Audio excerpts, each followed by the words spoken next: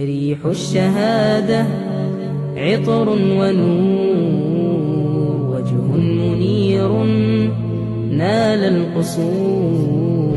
رحل الشهيد هيا فثور، لذ عن حمانا أنت الغيور. إلى جنة الله زوف الشهيد. عن المقدام بن معدي كرباء عن رسول الله صلى الله عليه وسلم قال للشهيد عند الله 6 خصال. مقدام بن معدي كرباء میگه از رسول الله صلی الله علیه و آله میگه شهید به نزد الله 6 مقام داره، 6 خصال، 6 مقام، 6 مرتبه. چه سو؟ یغفر له فی اول دفعه من دمه. اولین خصلتش چیست که بخشیده می شود از برای شهید. شهید گفتیم کسی که به خاطر دین الله می جنگه، بخشیده می شود از برای فی اول دفعه یا دفعه من دمی، در اولین خیز زدن خون، خون که از بدنش جاری میشه در زمین میفته، کل گناهش الله می بخشه. یک مقام.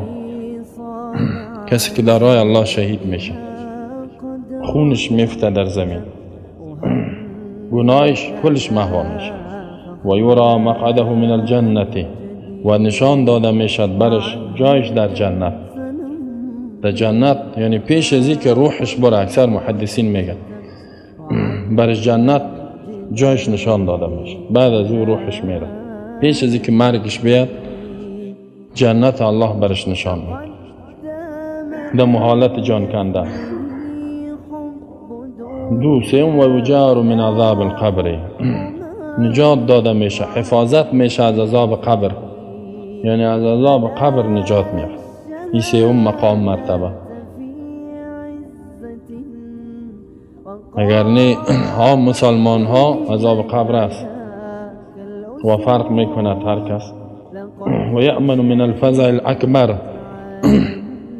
امن می شود از فزع اکبر، از او هیبت بسیار بزرگ خطرناک. و هیبت چی است؟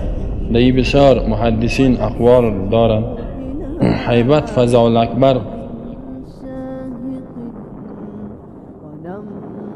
یکی چیز که زمانی که الله حکم میکند جهنمی‌ها را که برین به طرف آتش، این بسیار یک هیبت خطرناک است.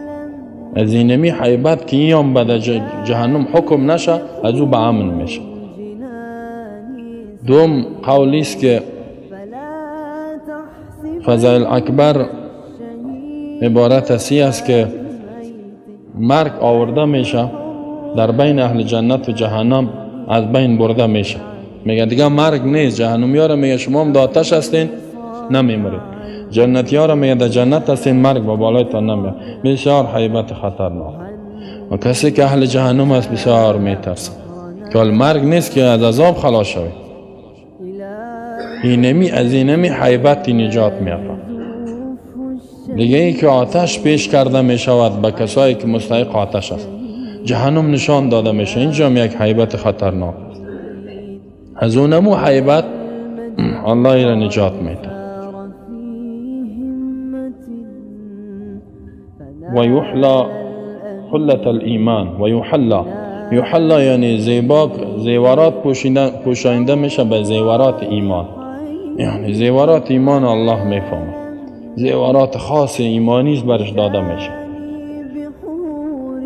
و یزوج من الحور العین، ازدواج کرده میشود بر شهید از حور عین.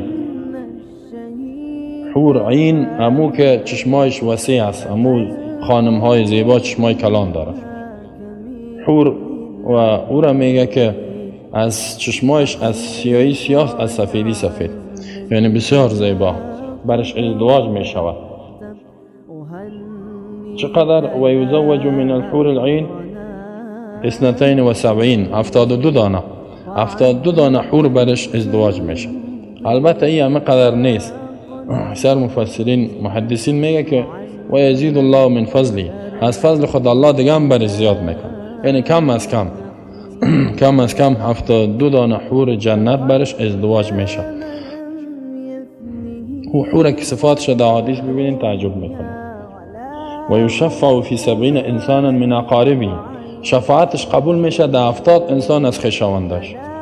70 خویشاوند شفاعتش قبول میشه، یعنی کسایی که مستحق آتش است و عقیده توحید داره اونا رو شفاعت میکنه. ابن ماجه، ترمذی و غیره روایت کردگی است. حدیث صحیح است. شیخ البانی و غیره میگن صحیح. بات كمات نفل الحديد ونسمو إلى